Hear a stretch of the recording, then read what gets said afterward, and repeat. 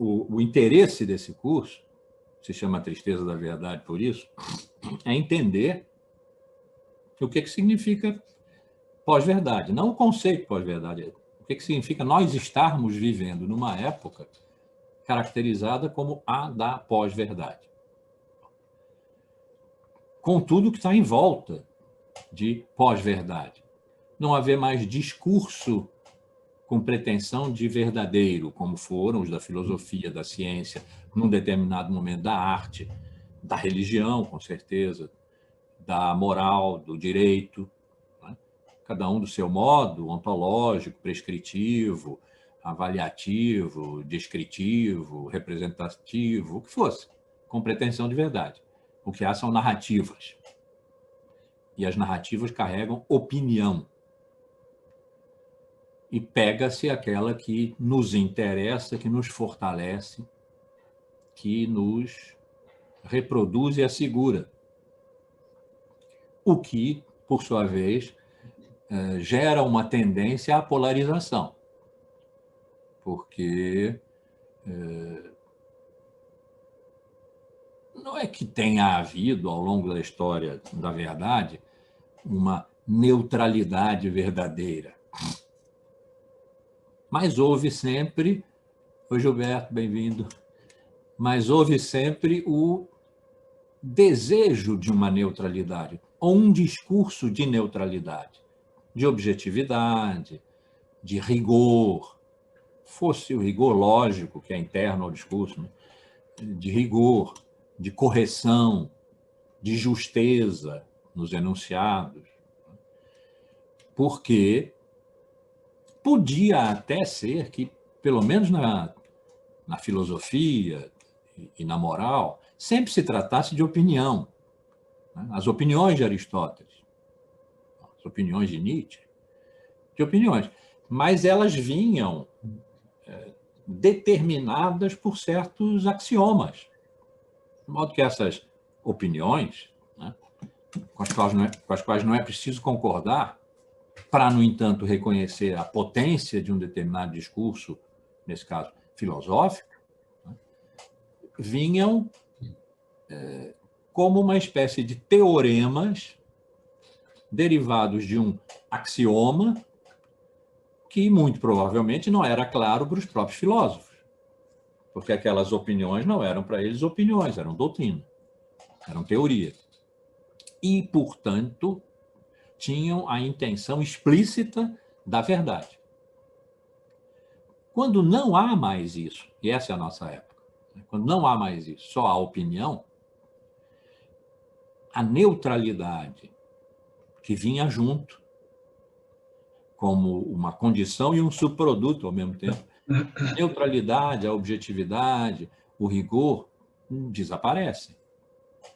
E há uma tendência que se acentua em momentos mais dramáticos, como o que nós estamos vivendo no mundo hoje, mas no Brasil muito claramente, de que tendencialmente só haja duas opiniões, nós e eles. E não seja necessário demonstrar, com bons argumentos, objetivos e neutros, avaliáveis, verificáveis, que possam passar pelo teste da adversidade, quer dizer, da tentativa de falsificá-los, quer dizer, de mostrar que eles são falsos, feitas pelos adversários daquela teoria. Isso tudo desaparecendo, a tendência é que, em última instância, e às vezes em primeira instância é o que nós estamos vendo agora, haja duas grandes opiniões, e que uma exclua a outra e não haja nada no meio. O lugar do meio tende a desaparecer quando se trata só de opinião e não mais de verdade. Quando não há mais o discurso com a intenção séria, honesta, de produção da verdade, de descoberta, como a ciência usa, de descobrimento da verdade. Quando se trata de narrativas, só de narrativas, que carregam opiniões, que puxam decisões. Uma decisão não é um conhecimento da verdade. É uma escolha subjetiva ou coletiva, né? É uma escolha.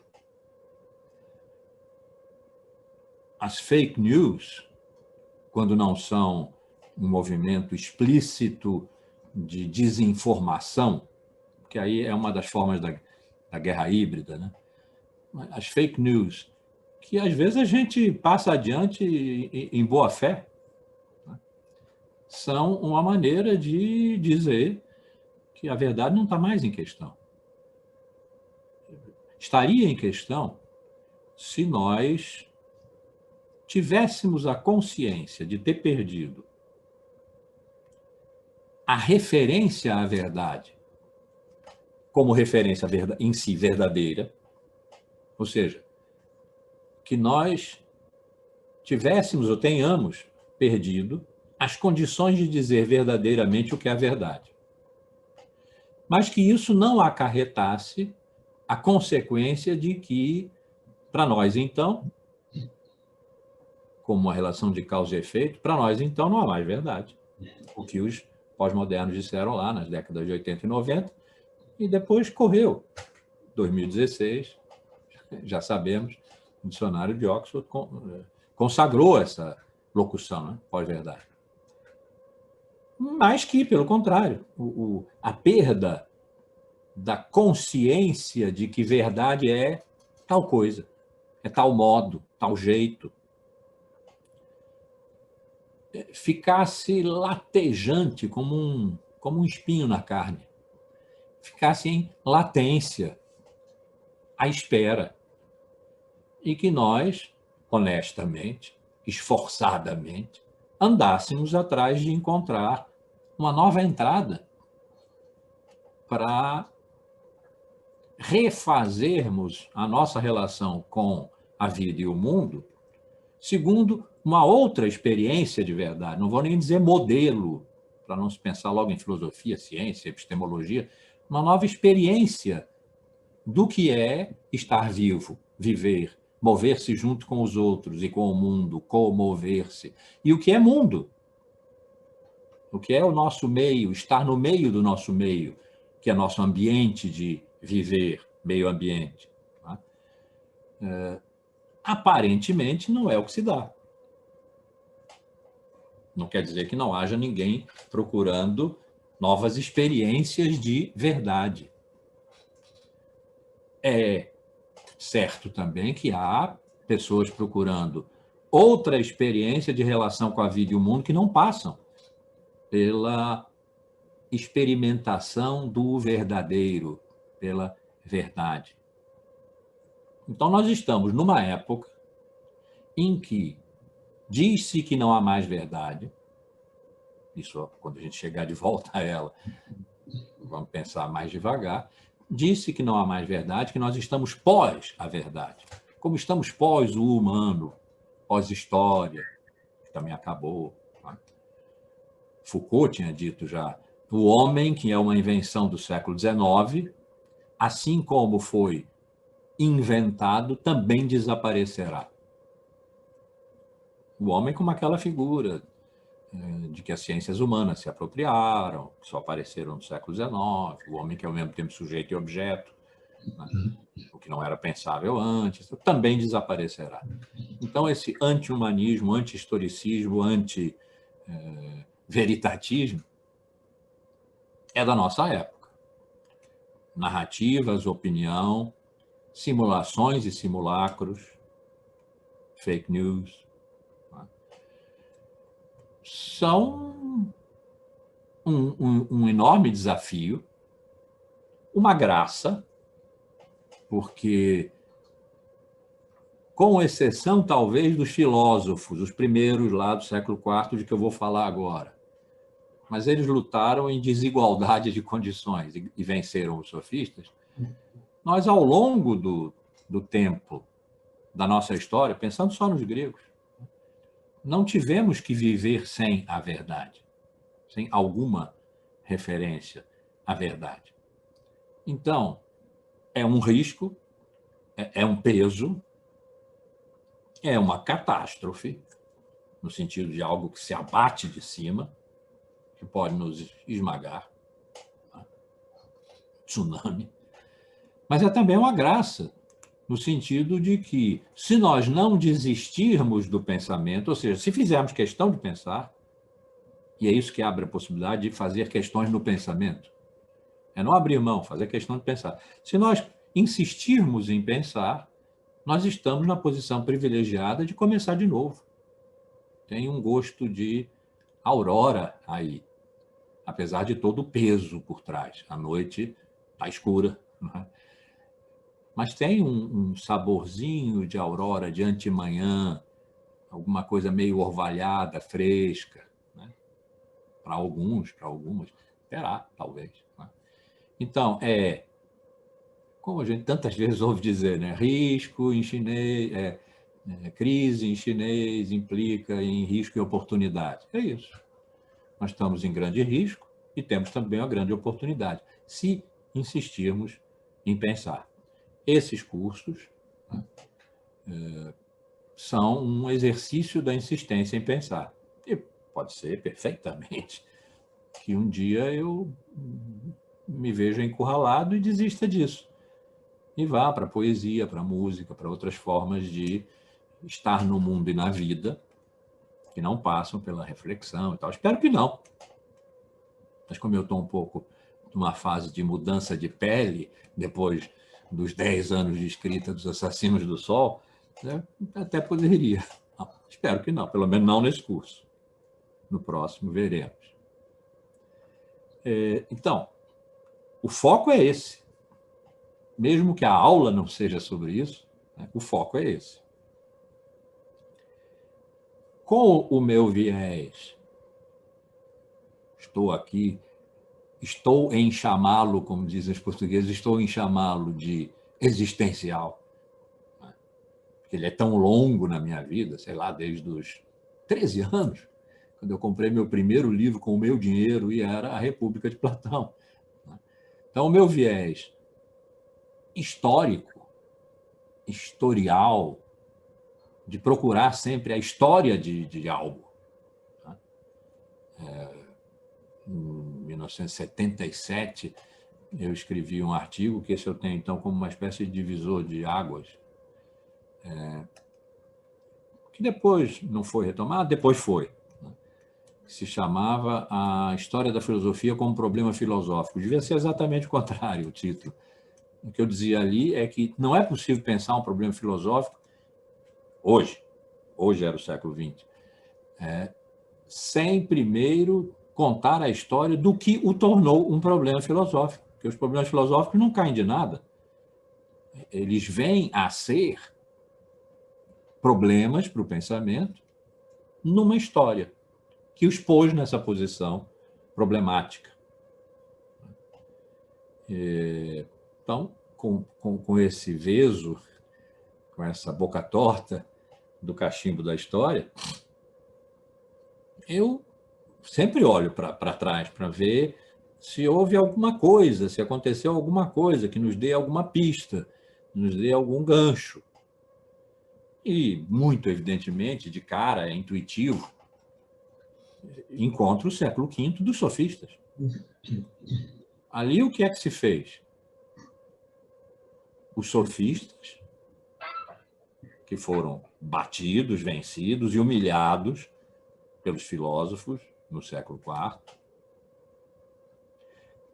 foram grandes filósofos que trabalharam sobre, essa é uma hipótese, que eu acho boa, é consistente, me parece, trabalharam sobre o que eles, sobretudo Gorgias,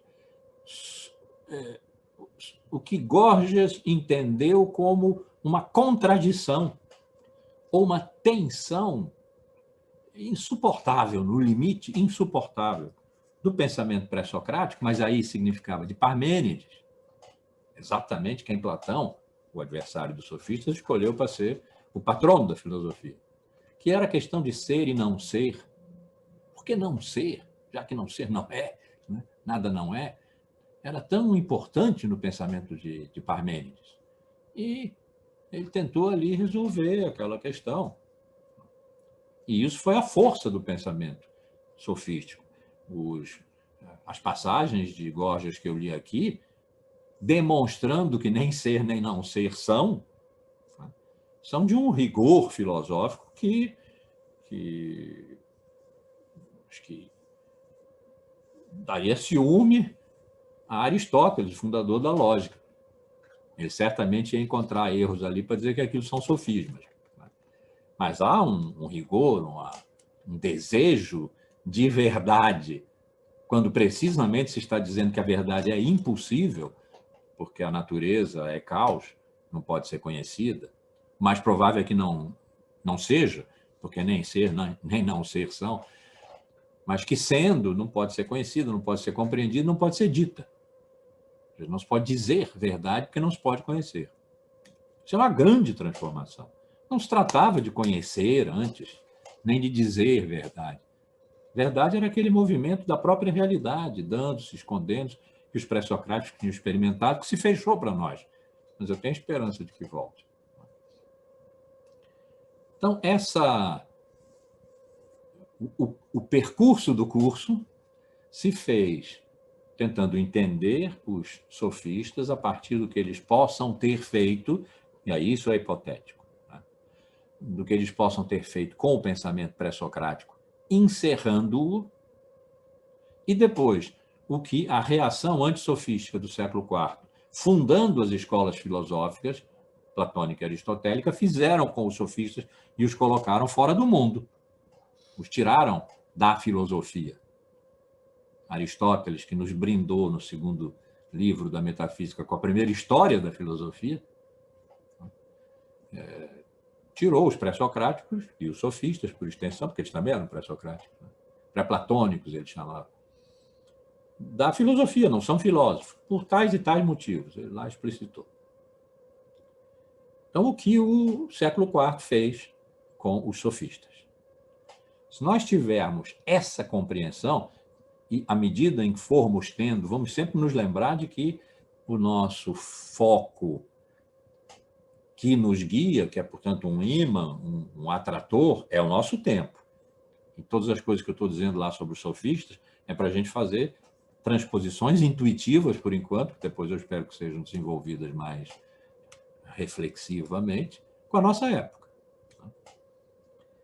Então, posto isso, eu apresentei a vocês aqui, para não ficar dizendo os sofistas fizeram isso e aquilo, eu li passagens extraordinárias, a meu ver, do Gorgias e do Protágoras, os dois grandes sofistas, que ficaram porque foram consagrados na batalha por Platão. Talvez houvesse outros mais poderosos, mas nós não conhecemos.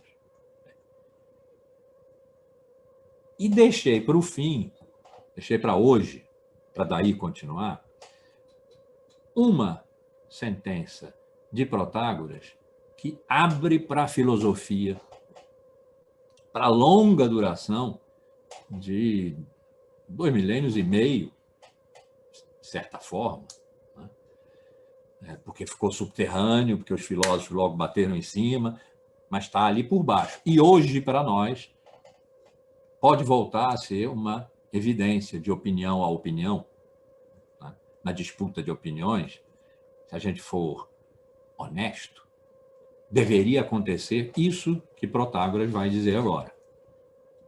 Então, o ponto de partida é: não podemos saber a verdade. De modo que, quando um sofista é desafiado, solicitado pelo seu público, tem que ser sempre muita gente, e ignorante, é desafiado pelo seu público a falar sobre. Então, a ordem agora é a ordem do discurso, não era para os pré-socráticos. A falar sobre a justiça, por exemplo, que era questão seríssima para a Grécia, para Atenas daquele momento, já disse, estava se decidindo ali entre a democracia, a tirania e a aristocracia. E os sofistas eram pró-democracia, a favor do discurso na praça pública, na ágora. Discurso. Então, quando um sofista era instado a falar, por exemplo, sobre a justiça, ele sabia que não sabia. Já disse isso aqui várias vezes. Ele sabia que não sabia. Dizia do que não sabia um discurso que simulava conhecimento. Havia ali uma simulação, conduzida pela ordem do discurso, conduzida pelo saber que eles tinham e que era uma técnica, era uma arte da retórica e da oratória. Eles não podiam dizer a verdade, mas podiam convencer. Era a isso que eles destinavam os seus discursos, ao convencimento. Porque saber eles não sabiam. E foi aí que Sócrates atacou, possivelmente. A ver pelos discursos de juventude, os diálogos de juventude de Platão, que em geral se admite que são realmente diálogos socráticos, foi aí, nessa ordem moral, que Sócrates atacou. Quem era Sócrates? Era aquele a quem, através de um amigo, o deus da sabedoria, Apolo, disse que era o mais sábio dos gregos. E que sabia que não era nem o mais sábio dos gregos, nem sábio, de modo algum. Era um ignorante. A filosofia foi montada sobre essa ignorância. Porque o Deus não podia mentir. E se ele disse Sócrates é o mais sábio dos homens, talvez a sabedoria estivesse na consciência de nada saber. Motor, por sua vez, da busca. Skepsis, a busca, né, da sabedoria. A nunca ser alcançada, porque é divina, mas a ser incessantemente procurada, justificando uma vida. Ora, o que os sofistas faziam era o contrário disso. Eles sabiam que eram ignorantes, como Sócrates também sabia, mas não faziam disso uma busca da sabedoria. Não usavam sua ignorância para nada que a partir dela fosse uma produção de verdade, por exemplo. Porque sabiam que não havia verdade. Usavam a sua ignorância e a sua técnica, vamos dizer, a sua ignorância epistemológica e a sua alta capacidade técnica com a linguagem, que é o logos, então, não é a razão, é a linguagem, para dobrar a ignorância dos outros, convencendo-os de que estavam sendo servidos, que o que lhes estava sendo servidos no discurso sobre a justiça, demandado ao sofista, era a verdade. Márcio, posso fazer a pergunta? Claro. Eu posso me dar a ousadia de dizer, numa oficina dessas de desinformação que a gente vive numa nova era sofista? Pode. Porque, assim, eu até fiz um momento de confissão aqui agora para dizer que eu amo os sofistas, mas não amo os sofistas no sentido de que são minhas inspirações. Eu amo porque eu entendo que tudo o que os sofistas faziam é o que a gente vive hoje. Em termos de, por exemplo, vale mais o debate, vencer o debate do que chegar à verdade. Do tipo a negação da cosmologia, ou seja, a negação daquilo que vem anteriormente, e aí carrega com isso esses conceitos de anti-veritatismo, anti-cientificismo que a gente vive hoje, um certo rompimento, digamos assim. A ideia do homem comum também, ou seja, a briga contra a elite grega e dizer que o conhecimento não... Aí eu acho que era a única coisa positiva, porque era aquela ideia de que a elite grega não é a dona do conhecimento. O conhecimento pode estar para todo mundo. Uhum. Porém, isso é uma meia-verdade só, né? Porque de passar o conhecimento não existia nada. Mas então você está destruindo uma elite intelectual e trazendo o homem comum para o centro das atenções, que também é uma coisa que está acontecendo hoje. Sim. Então, assim, essa praça é o WhatsApp, né? Hã? A praça é o WhatsApp. É o WhatsApp. É o campo do discurso do novo, né? Então, eu acho muito são as louco. redes, em geral. Né? Isso me faz muita ponte. Muita Sim, ponte. faz. Eles e o que a gente vive hoje. Não sei se eu estou pirando na batata, mas... Não, nem um pouquinho. Nem um pouquinho. É isso mesmo.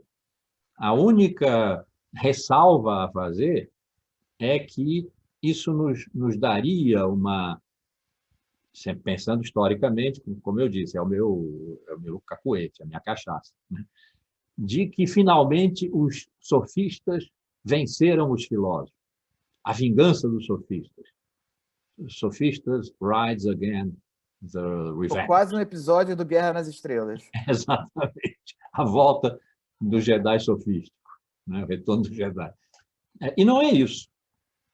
Entre nós aqui e os sofistas lá, rolaram 25 séculos. E em 25 séculos aconteceram coisas extraordinárias. Os grandes sistemas filosóficos, a política, quando se destacou da filosofia, porque antes estava junto, a ética, o direito romano, a regulação das relações entre as pessoas e as coisas, o direito como uma força civilizatória, a religião, quando se encontraram a tradição grega e a tradição judaica, e formulou-se uma nova cultura, que é a nossa, que tem fé e razão emboladas em intenção, né? As universidades, as catedrais, o Renascimento, coisas extraordinárias aconteceram que não são para serem destruídas. Tá? Então, não é a vingança dos sofistas, mas há condições hoje que semelham tanto o que aconteceu lá no século V, que refletir sobre o que aconteceu no século V e o que foi feito com isso, a vitória que a filosofia obteve sobre isso, pode iluminar a nossa vivência atual, as nossas experiências com a verdade e não verdade da nossa época.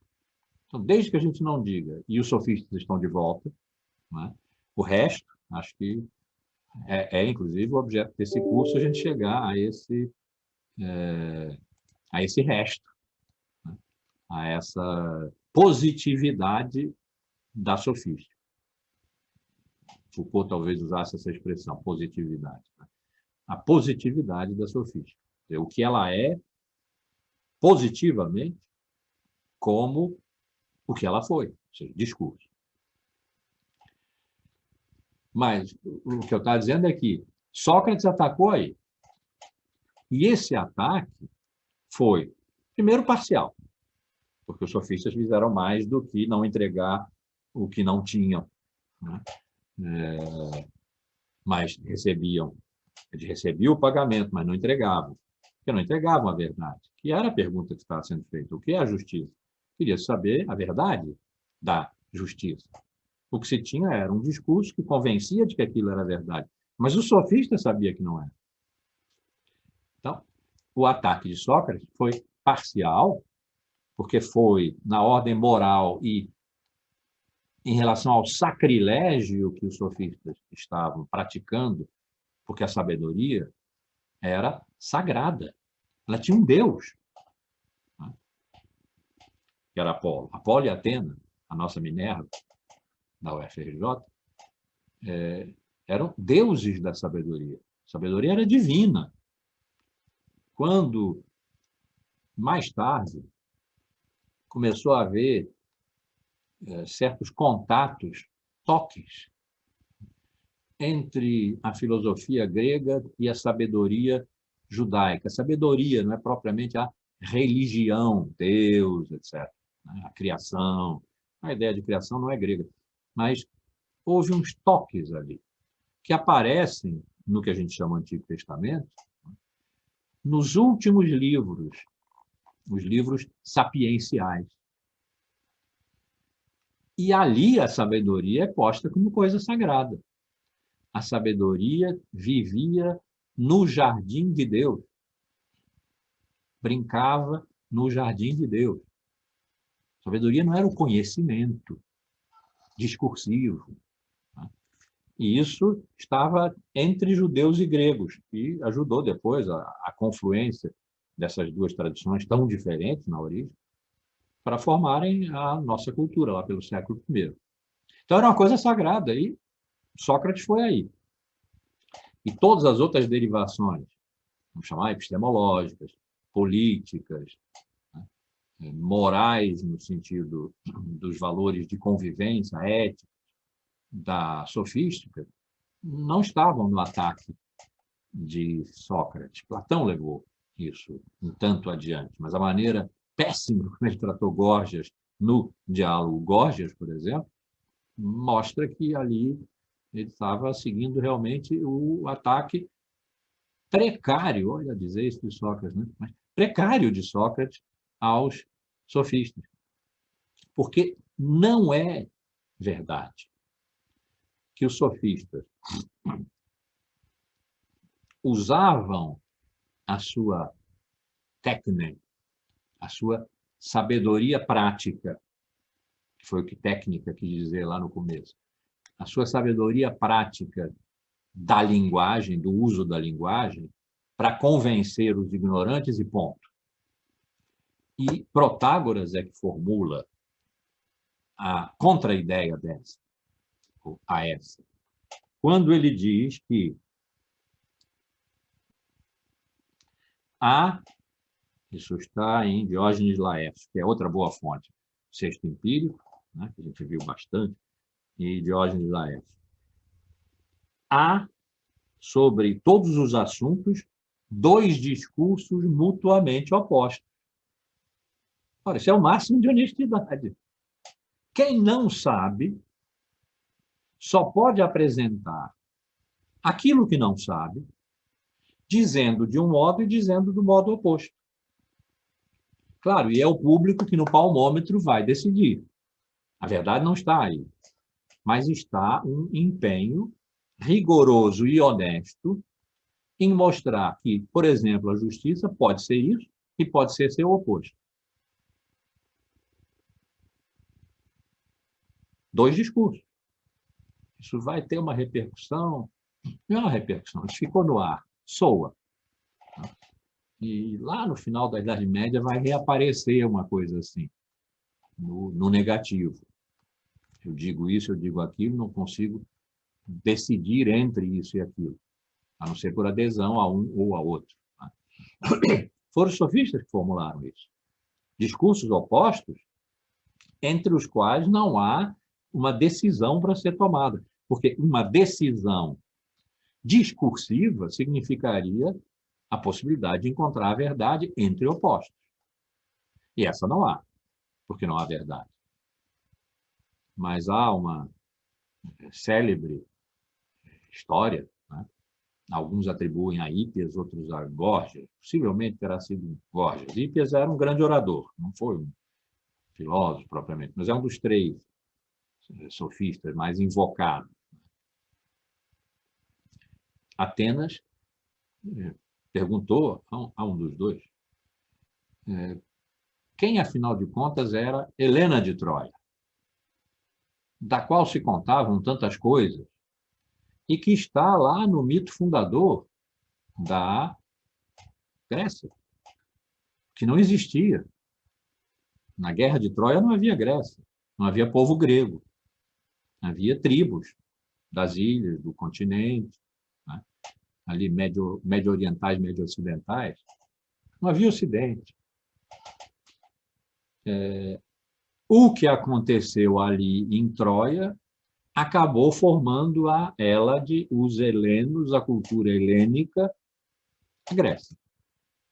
E Helena, de Troia, mulher casada, com o príncipe mais moço de Troia, foi raptada. A diferença entre sequestro e rapto é que o rapto tem fim libidinoso. Foi raptada por um homem, Menelau, de um grego, seria um grego. Troia é uma cidade da Ásia Menor, né? É o que depois veio a ser o Oriente. Então, um futuro ocidental, né, raptou essa princesa oriental, princesa troiana. O que é que isso faz Helena ser? Há duas possibilidades aí. Uma mulher fortemente determinada pelo amor, pela paixão, pelo corpo, infensa, portanto, a obediência a leis e normas sociais que são desamorosas. Ou uma mulher sem princípios, que era capaz de destruir um casamento por causa de um capricho, vamos chamar, sexual. E que enredou Menelau mais ou menos como uma serpente enredou Eva. Duas possibilidades. E, igual jesuítas, apresentaram, então, essas duas possibilidades. Houve um discurso numa direção e outro discurso na outra direção, feito em 2 dias sucessivos. Claro que um bom retórico, né, que eles eram, sabe que determinada sequência é mais favorável ao que ele quer demonstrar do que outra. Sequência de clímax ou de anticlímax. A primeira impressão é a que fica ou é a última. Né? O fato é que Helena saiu bem dessa pergunta. Quem é Helena de Troia? Saiu bem. Mas foram apresentadas as duas hipóteses. Decidiu o público que tinha perguntado. Isso é virtuoso. Imagine se a gente pudesse ter isso hoje, né, Gilberto? Ter isso hoje. Bom, não sei, mas vamos apresentar as duas hipóteses aqui. E depois que vença melhor, vai ser por sorteio ou vai ser por convencimento. O argumento melhor levou, mas não necessariamente é verdadeiro, porque nós não temos como avaliar o teor de verdade de um argumento mais, porque um argumento é uma opinião. Né? Havia aí uma honestidade. E isso tem uma consequência. É que o discurso, mesmo quando declara implicitamente ou explicitamente, como fez Goethe, que não há verdade e, portanto, no discurso não se contém a verdade, mesmo aí, o discurso é confiável, porque é honesto. Mesmo para não saber a verdade, tem que se apresentar duas hipóteses e fazer 2 discursos, bem estruturados ambos, honestamente. O discurso não é uma violência feita à verdade, mesmo quando diz ele, o discurso, que não há verdade. O discurso é aquele a que se tem acesso, porque nos pertence, porque é o nosso logos, é a linguagem. Quando nós perdemos o contato com o outro, o nosso outro absoluto, a física, né, que foi o que os sofistas fizeram, o discurso é aquilo a que se tem recurso quando nós nos encontramos na pobreza da separação. Sozinhos de um lado. O outro lado, sendo caótico e perigoso, nós não vamos lá. Sozinhos de um lado. Ficamos mais pobres. Os pré-socráticos eram mais ricos. Né? Ficamos mais pobres. Dispomos de quê? Que os pré-socráticos não usavam. Não que eles não escrevessem coisas, não dissessem coisas. Mas se a gente se lembrar que Heráclito depositou o seu manuscrito no templo da deusa tutelar de Éfeso, que era Ártemis, Diana,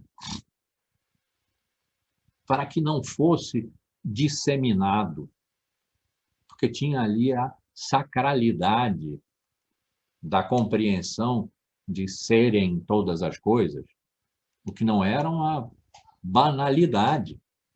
Foi a grande sacada pré-socrática, no século XX, repercutida por um filósofo do tamanho de Heidegger, que às vezes é comparado a Aristóteles, só perde para Aristóteles.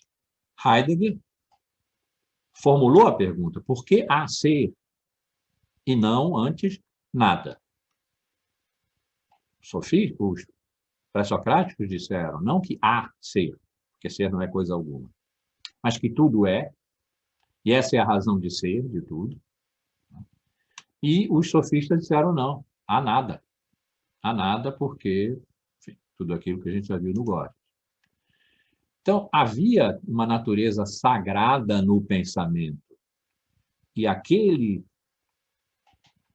aforisma, aquele fragmento de Heráclito, que eu tanto cito aqui, sendo o logos o que é comum, e o comum aqui é fortemente sagrado, porque é aquilo que não deixa nada de fora. É o que junta tudo no ser em todas as coisas em comum. Questão que volta hoje também, questão do comum. Como você disse, Roberto, do homem comum, mas do comum em geral, né? A experiência social, comunitária, a experiência do comum. Sendo o logos o que é comum, vão, no entanto, alguns homens, supondo possuírem uma inteligência particular. O que é inteligência particular? É o discurso. Vão alguns homens falando como se soubessem, mas não sabem, porque estão ouvindo de si mesmos. Mas não é ouvindo de si mesmos que se sabe, é ouvindo do Logos, o outro fragmento dele. Ouvindo não de mim, mas do Logos. É sábio dizer tudo é um. Todas as coisas, um, de um, todas as coisas. É um outro fragmentinho dele. De todas as coisas, um, de um, todas as coisas. Então, ele depositou o livro dele, o que valeu o cognome de O Obscuro. Ele depositou o livro dele no Templo de Ártemis, porque não era ali uma coleção de pensamentos, os pensamentos de Heráclito, para serem lidos, interpretados, compreendidos como um discurso de verdade.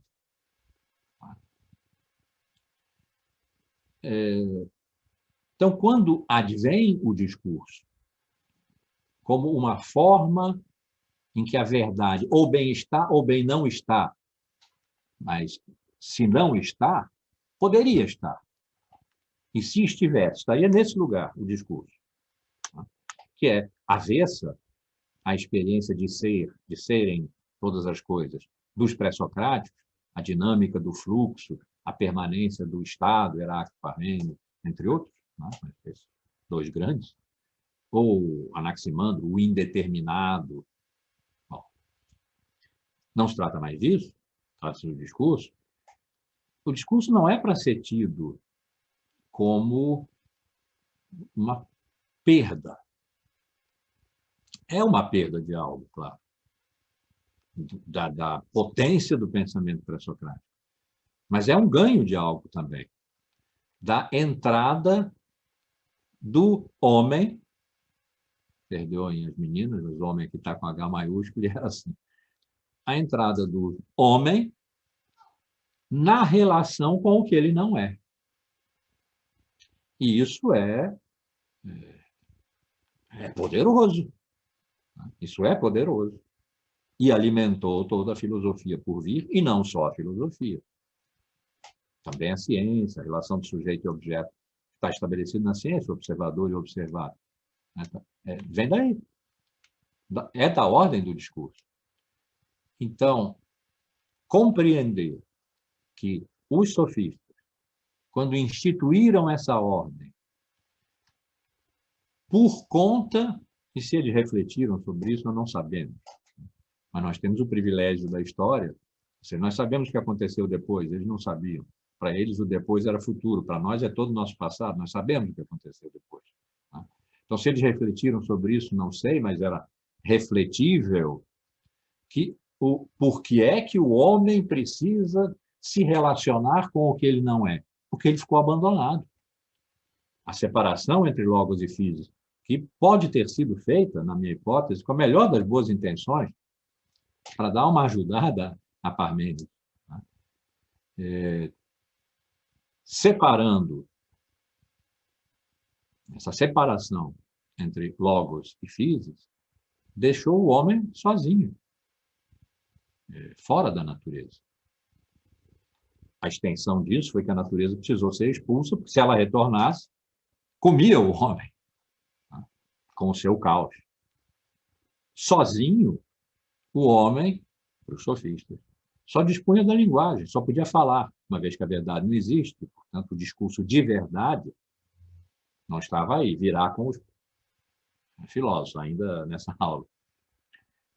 Mas não estava disponível, não era uma possibilidade do logos.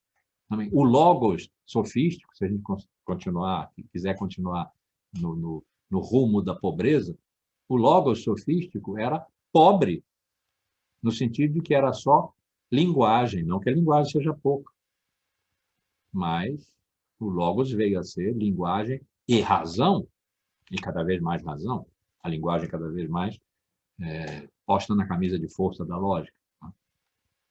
Era só linguagem. E na linguagem a verdade não está. A linguagem tem como referência a si mesma. Se tudo fora dela é caos, é só a si mesma, como produção de sentido na fala, no dizer, não no ser. Então, quando Protágoras diz, e eu estou propondo, porque parece que essa era a prática, eu estou propondo que isso valha para a sofística, como um princípio metodológico da sofística, que, em relação a qualquer coisa, é necessário, o que ele diz há para toda a questão dois discursos mutuamente opostos. Há para todo. É necessário, portanto, que haja. Ou não há uma questão. Dois discursos opostos, o que eles estão dizendo lamentavelmente, nós não podemos decidir entre esses dois discursos opostos, mas oferecemos. Vocês façam com eles e com essa oposição o que puderem fazer. Claro, cada um teria lá, cada sofista teria lá a sua preferência, e talvez forçasse mais a mão nos argumentos da sua preferência. Mas isso é, no mínimo, mais do que humano. Não é nem demasiado humano, é totalmente e apenas humano. Então, com essa pequena reflexão sobre essa sentença de Protágoras, vamos sair dos sofistas agora. Sair não significando que eles agora vão desaparecer como os filósofos fizeram acontecer. Mas um dia acabou. Um dia muito depois, do século XIX. E de lá para cá, os sofistas voltaram a ter importância, relevância. Então, não vamos deixá-los para trás como os filósofos os deixaram, esmagando-os. Vamos deixar para trás, mas de vez em quando voltar a eles para lembrá-los, mas sempre lembrados de que essa chamada à cena dos sofistas, que só se completou acho que essa é a 9ª aula, né, que precisou ser muito cautelosamente preparado, porque não é um fato evidente. O evidente é o contrário do que eu tenho dito aqui. É que eles são uns péssimos filósofos, não são filósofos e enganam. Isso é o banal. Isso é o habitual quando se fala dos sofistas. Então, eu preparei aqui lentamente, talvez lentamente demais, mas é o meu jeito, né, ruminante. Essa entrada em cena dos sofistas, agora para dizer, os sofistas não eram uns enganadores, eram uns ignorantes, porque acreditavam não haver verdade, conscientes da sua ignorância, querendo convencer as pessoas para receber por isso, eles viviam disso. Foram os primeiros professores, no sentido de que alguém que é remunerado pelo que diz, itinerante, ali pela Grécia, viviam disso, esse era seu trabalho, mas eles não tinham a intenção de enganar as pessoas. Por isso apresentavam dois discursos opostos. E como não faziam mediação entre eles, não tinha dialética, nem complementaridade, como em Heráclito, que dizia os opostos se tocam. né? A música, o que é? Tensão de opostos como de arco e lira. A ideia de tensão, que é bem heraclitiana, não estava ali. Porque a tensão implica que os dois são, vou usar a palavra assim, um pouco fora do contexto, certamente fora do contexto pré-socrático. Os dois são verdadeiros. Arco e a lira são verdadeiros. E a música decorre dessa tensão. Essa tensão não pode ser resolvida. Se for resolvida, acaba a música. É a tensão que mantém tudo que há. Essa tensão é entre logos e física. É entre aparecer e desaparecer. É a aletheia. Essa é a tensão. Os dois discursos opostos, porque você entrou na ordem do discurso agora, os dois discursos opostos não estão em tensão. E a dialética ainda não existe. Platão criou a dialética como um método, mas aí é um método. A dialética como coisa do ser, do mundo, do espírito, foi criada no século XIX por Hegel e depois por Marx, e aproveitada por Marx. A dialética, quando resolve uma tensão que é uma contradição positivamente, não existia. Então, não se trata mais da experiência da verdade como a aletheia e a pré-socrática, estamos agora na ordem do discurso e a verdade não existe, então eu sou obrigado, da moral do pensamento, que não sabe a verdade, apresentar as duas possibilidades, entre as quais eu não posso escolher. Escolha você. É sua responsabilidade. Então, a ideia que eu estou tentando desentranhar aqui dessa sentença de Protágoras é que ele estava dando, ele e os sofistas em geral, estavam dando uma qualidade ética à passagem da aletheia ao discurso. O discurso como convencimento, com eles, em que é o poder que está em cena, poder da linguagem. Mas também, e isso foi denunciado por Sócrates e Platão, nesse diálogo Gorgias, por exemplo, em outros lugares, o poder sobre as pessoas. No Gorgias, o Sócrates pergunta a Gorgias, qual é a sua arte? Porque Gorgias tinha feito um discurso na praça pública, na Ágora, que Sócrates perdeu, em que ele dizia que a arte dele era a mais alta de todas. Ele diz, qual é a sua arte? Ele disse, a mais alta de todas. Bem, mas por que ela é a mais alta de todas? Porque ela trata das coisas mais nobres. E o que são as coisas mais nobres? Os discursos. Eu sou um orador. Os discursos. Mas o professor de matemática também faz discurso. E o professor de ginástica, o pedótriba, também faz discurso. Ele ensina coisas, né? Como fazer. Porque o seu discurso é a mais elevada das artes. Porque trata das coisas mais altas. Quais são as coisas mais altas? Aquelas que se passam nas assembleias e nos tribunais. E o que é que se passa nas assembleias e nos tribunais? A justiça. Então, convencer, porque é da justiça que se trata. Nas assembleias e tribunais, é a ordem do poder, que os sofistas estão introduzindo aqui, que não era uma questão para os pré-socráticos, não por carência, mas por total desnecessidade. Até falam na justiça. Anaximandro falou. Heidegger considera esses três, Anaximandro, Heráclito e Parmênides, os pensadores originários. Entre os pré-socráticos, esses são os que estão na origem, são originários, né, no sentido da fonte que não cessa de dar o rio passa, mas a fonte fica.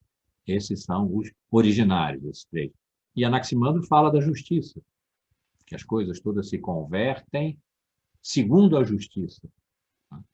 Mas não era no sentido da justiça aplicada a uma decisão política ou jurídica nas assembleias ou nos tribunais. A justiça agora, para os sofistas, é da ordem do poder E os sofistas partidários da democracia exercem o poder da linguagem para obter a justiça. Assim eles pensavam ou desejavam. Sócrates desmonta esse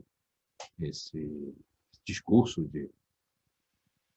de Gorgias, mas, pelo menos nessa partezinha, pode ser que a representação do que um sofista pretendia quando desejava convencer nos tribunais e nas assembleias as pessoas, era a obtenção da justiça. Professor, posso fazer uma pergunta? Claro. É o seguinte, quando o senhor estava falando sobre a justiça e sobre o poder do discurso e a questão de Helena, né? Eu pensei muito nos tribunais e nas questões de feminicídio, enfim, como até hoje existe o ataque à mulher e a defesa à liberdade da mulher. Nos tribunais, quando se tem um homicídio, quando se tem, né, hoje se fala um feminicídio, quando se tem uma questão de morte, ainda se usa o discurso. É através dele e de uma plateia que você decide se um criminoso que matou vai ser preso ou não, ele é inocente ou não. E isso sempre me deixou muito impressionada, né? Se muitas outras decisões judiciais são feitas através dos códigos, etc. Mas quando é uma questão de morte, é através de um discurso a favor e contra. E aí se tem o crime ou não. Isso é uma expressão que perdurou até hoje da alma sofista, da qualidade do discurso em absolver ou não uma pessoa? Essa pergunta eu vou começar a responder agora, mas vou pedir que você fique com ela latejante, porque quando no século XX, 20 para 21, eu for falar de o que significa que não há mais verdade, pós-verdade, qual? Qual verdade? Pós. Eu vou fazer uma referência a isto e vou dar esse exemplo judicial, vou chamar de modelo judiciário da verdade. E não é só para os homicídios. Se alguém invade a terra de alguém, há aí um esbulho possessório, isso é direito das coisas, não é direito das pessoas, não é homicídio, é propriedade, é necessário também demonstrar o fato. Isso se faz através de discursos e provas. Essas provas tanto são lógicas quanto são materiais. Então, houve um momento, não é esse do sofismo, adiante, foi ali na Idade Média, má compreensão que nós tivemos da ideia tomista do que seria verdade, mas foi a que ficou. Adequação entre as coisas e o intelecto aqui é o código, né? E as coisas são os fatos, o feminicídio, por exemplo. Adequação entre as coisas e o intelecto às coisas. Tem que haver essa adequação para ver se houve o crime e aplicar bem a pena. Isso é da ordem do discurso, porque a adequação entre intelecto e coisa só pode ser obtida falando. Foi a compreensão ainda moderna da verdade, um discurso científico, por exemplo, o enunciado de uma lei, tem que ser adequado às coisas que acontecem na natureza, ou não são verdadeiras. Então, a verdade como adequação, equivalência, sobrevive hoje, pelo menos na ordem judiciária. Digo, pelo menos, porque aí ela é muito clara. Alguém morreu, estava vivo. Alguém morreu, constata-se que não foi um acidente, nem morte natural. Portanto, alguém que estava vivo deixou de estar vivo porque alguém matou. É necessário estabelecer um nexo de causalidade, que é o ato do homicídio, demonstrar essa causalidade com provas que só aparecem no discurso, organizado para conduzir as provas a uma conclusão. Essa conclusão será verdadeira em relação ao fato e eficaz, se estiver de acordo com a lei, com os códigos. Eficaz significa, então, condena-se e aplica-se a pena. Ou não é eficaz, absolve-se. Então, suspende a sua pergunta um pouquinho, porque eu vou voltar a ela, já adiantei, o argumento principal é esse. Mas eu posso responder a você que sim, tem a ver com o que os sofistas fizeram. Mas não foi daí que veio, direto, em linha direta. Veio talvez da Idade Média e primeiro moderno, século XVI, XVII, XVIII.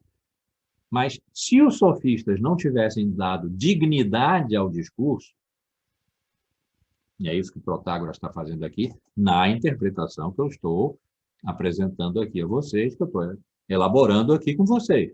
Né? Pode ser perfeitamente uma tolice, mas me parece consistente.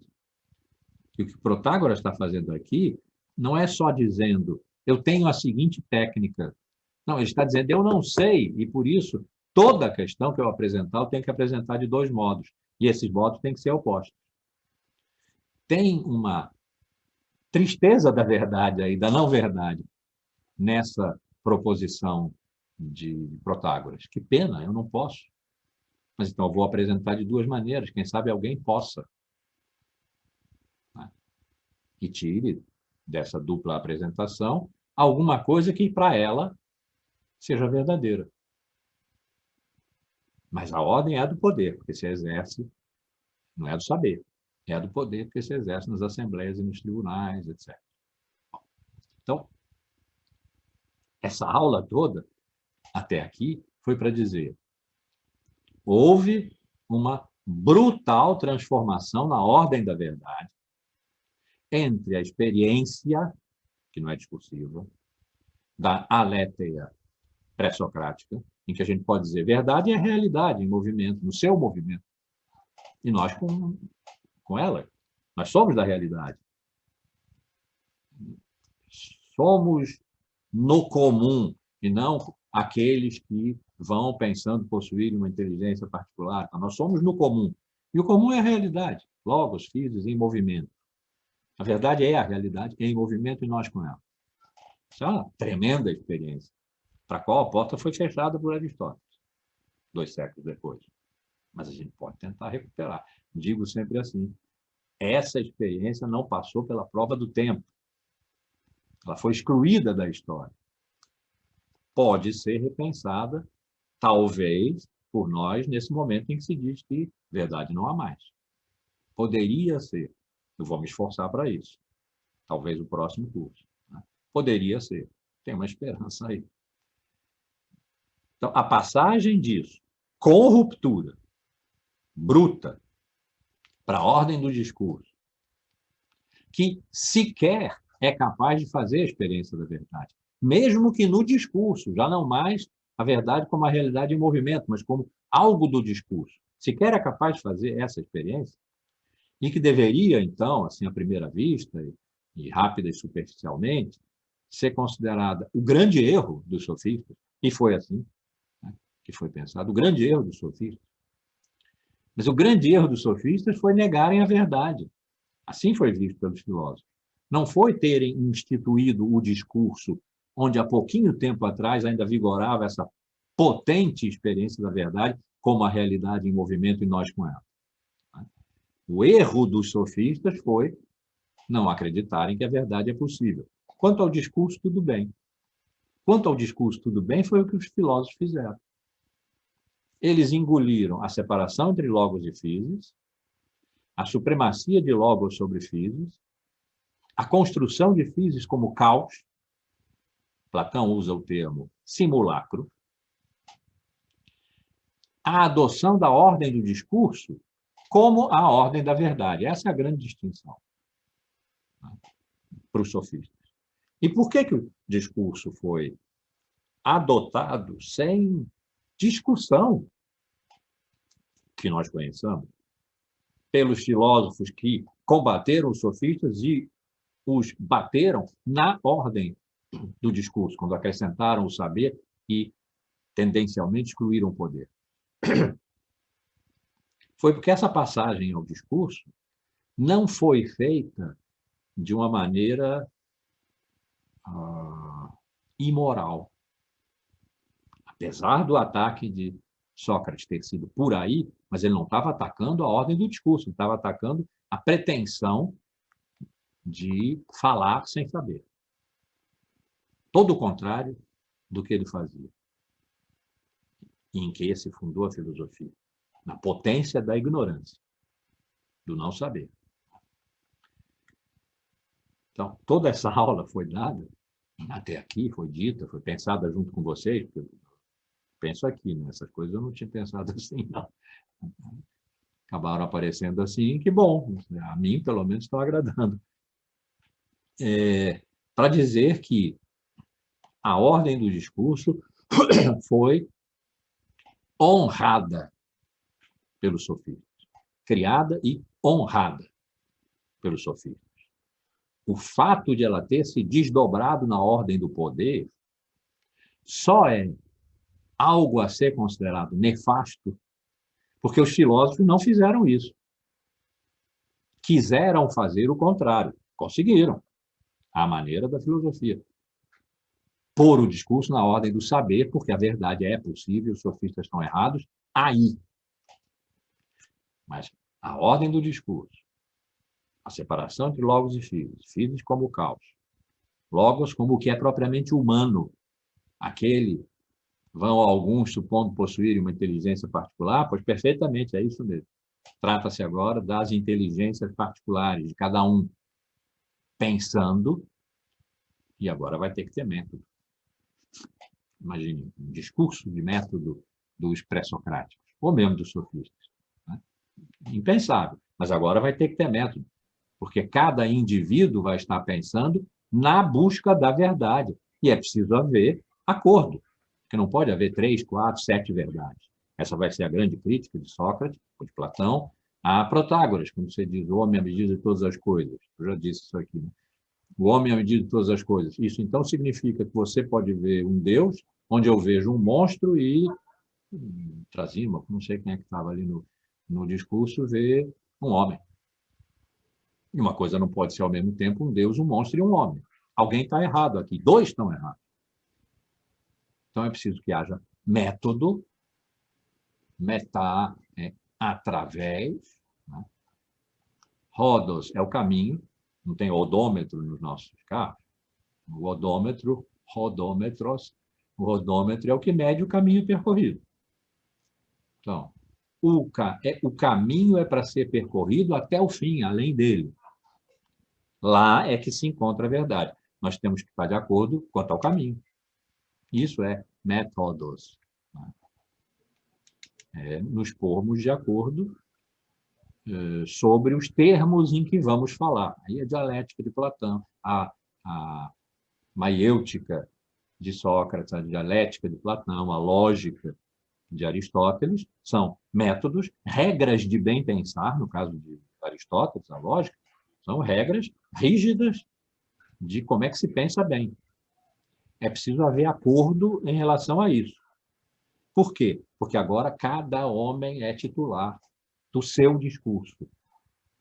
Mas não pode ser verdade que cada homem seja a medida de todas as coisas, como Protágoras propôs, ou não há verdade.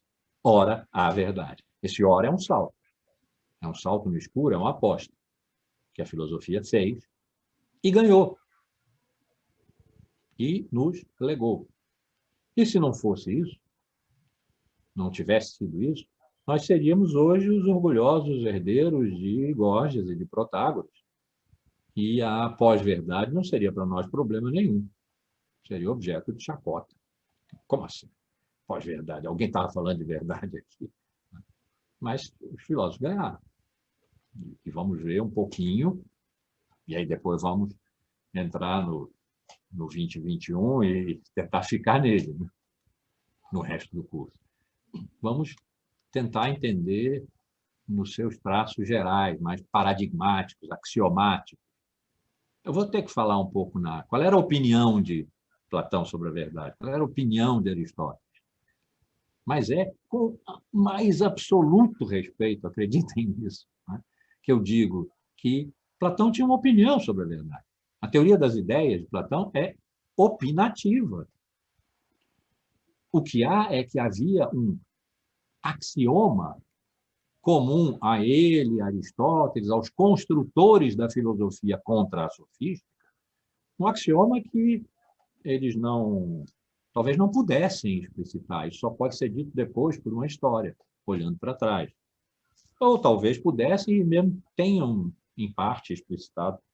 Há dois, três axiomas daquilo que veio a constituir a filosofia, segundo os quais Platão deduziu a teoria das ideias e Aristóteles deduziu a teoria da substância. E elas não se combinam, elas são contrárias, por isso há duas escolas modelares, duas escolas paradigmáticas para toda a filosofia que veio depois, a escola platônica e a escola aristotélica.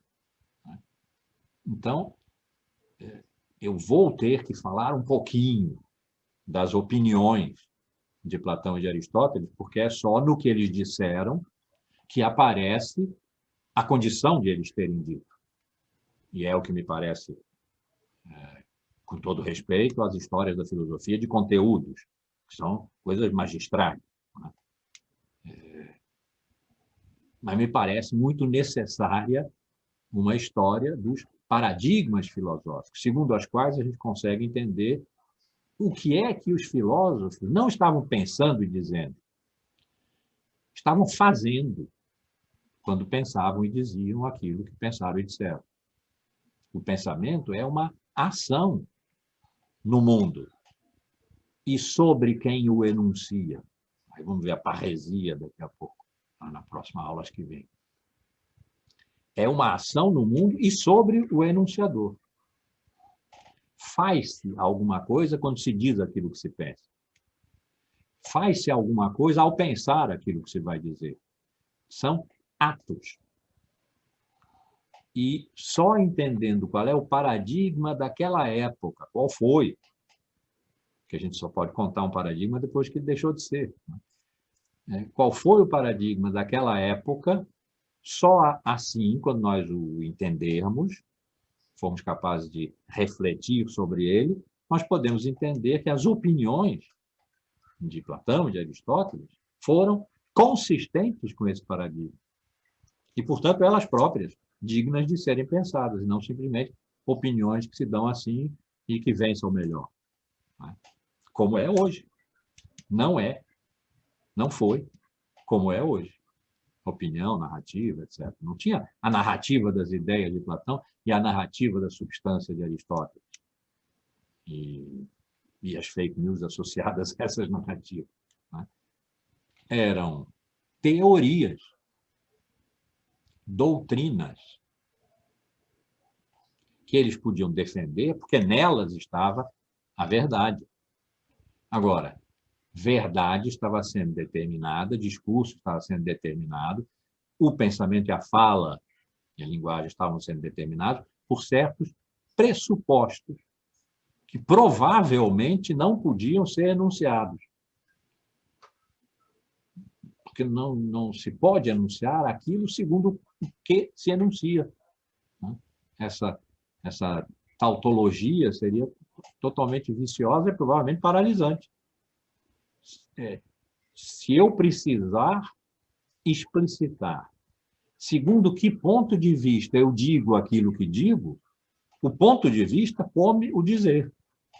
E eu vou ter que falar sobre o ponto de vista, não sobre o mundo, a origem do universo, os muons, o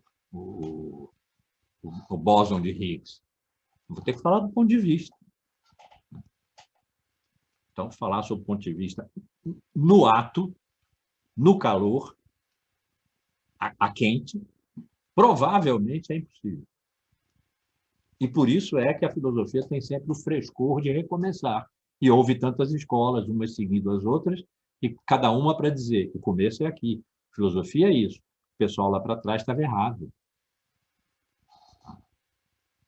Então, com esse pano de fundo para um pouco relativizar, no bom sentido, aquilo que eu vou começar a dizer agora, espero terminar na próxima aula e a gente poder entrar na parresia e depois passar pela adequação, essa aqui, quem foi que perguntou? Clarissa, né? Durou tanto tempo e entrou em crise no século XX. E nós entendemos, então, a verdade está em crise, como se nunca tivesse havido outras experiências da verdade que não a adequação. De modo que tem esperança aí. A história nos dá outras alternativas. Para trás. Mas pode ser que aquilo que está no nosso passado esteja no nosso futuro. Não é o círculo do eterno retorno. Ou é. Mas acho que não é o círculo do eterno retorno. Mas por que aquilo que esteve no nosso passado não pode se reapresentar no nosso futuro, solicitado pela crise potente do nosso presente? Por que não seria possível? É um sonho meu. Por que não seria possível que a tensão entre Heráclito e Parmênides, que está no nosso passado mais remoto, e que nós só conhecemos porque Platão viu nela, nessa tensão, duas escolas. Por que isso não pode aparecer no nosso futuro agora, recuperado do passado pela história, que nós somos capazes de contar, não mais como duas escolas, mas como uma complementaridade tensa e indecidível, que pode ser uma outra ordem de verdade, produzida por uma reflexão não douta, não de conhecimento, mas visceral, como Nietzsche era capaz de fazer, por exemplo, né? Sobre não o pensamento de Heráclito e o pensamento de Parmênides, mas a tensão. Eu tenho uma desconfiança de que, entre Heráclito e Parmênides, o dito de cada um encena a tensão entre Logos e Physis. Se isso puder ser pensado com palavras leves, não com conceitos fechados, se isso puder ser pensado, nós somos capazes de recuperar a natureza que hoje está nos matando. Plano geral e esperançoso de um trabalho futuro, que eu não sei se eu vou fazer, né? Mas gostaria. É como eu disse, é esperançoso. E viver sem esperança é muito ruim, né? Pode ser que isso seja só um modo de falar. É muito ruim, mas não tem outro jeito. Vire-se com isso, você que lute. Mas pode ser que haja esperança. Eu, pessoalmente, as alimento nesse sentido. Pode haver outros, claro. Pode haver nenhum. E eu estou inteiramente equivocado. Mas só vou saber se chegar lá. É uma utopia, talvez, ok. Mas é na direção das utopias que a gente anda mais do que se, por pensar que é utopia, ficasse parado. Não quero ficar parado. Então,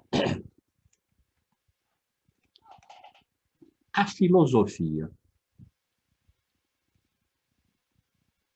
começou, de certa forma, como a sofista. É preciso lembrar que Sócrates é inteiramente contemporâneo do sofista. Como a gente pensa na tríade Sócrates, Platão e Aristóteles, e Platão e Aristóteles são século IV, a gente pensa, às vezes, Sócrates como século IV. Não, ele morreu no primeiro ano do século IV, ele não viu o século IV. Ele é inteiramente século V do sofista. Que disseram, já sabemos, que verdade não há. O que é que Sócrates tirou daí? Que o mais radical do que é humano, que a separação entre Logos e Physis está feita, e ele não a contestou. Nem Platão, nem Aristóteles. O mais radical do humano é a ignorância. Soou no século XX, em Heidegger, quando ele disse: o fundamento da verdade é a não-verdade. O radical do humano é a ignorância. Os sofistas fazem dessa constatação, não é propriamente uma constatação, porque uma constatação se dá representacionalmente, né? Constata-se a presença de alguma coisa.